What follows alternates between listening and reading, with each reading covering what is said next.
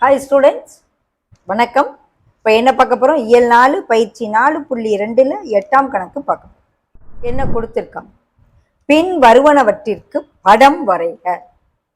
முதல் கணக்கு, எதிரொலிப்பு சமச்சீர் தன்மை கொண்டது, ஆனால் சுழல் சமச்சீர் தன்மை இல்லை. அந்த மாதிரி ஒரு படம் வர அப்படின்றாங்க. எதிரொலிப்பு சமச்சீர் தன்மை இருக்கணுமா, ஆனால் சுழல் சமச்சீர் தன்மை இருக்காது. அதுக்கு என்ன படம் வரையலாம் அப்படின்னா, இந்த மாதிரி இருக்க படத்துக்கு எதிரொலிப்பு சமச்சீர் தன்மை இருக்கும், ஆனா எது இருக்காது? சுழல் சமச்சீர் தன்மை இருக்காது.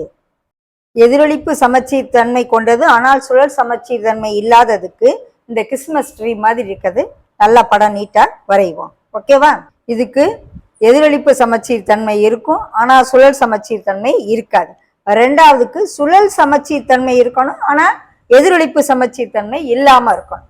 இந்த மாதிரி காற்றாடி மாதிரி இருக்க அமைப்பு, இந்த மாதிரி ஒரு அமைப்பு, இது சுழல் சமச்சீர் தன்மை இருக்கும், ஆனா இதுக்கு எதிரொலிப்பு தன்மை இருக்காது.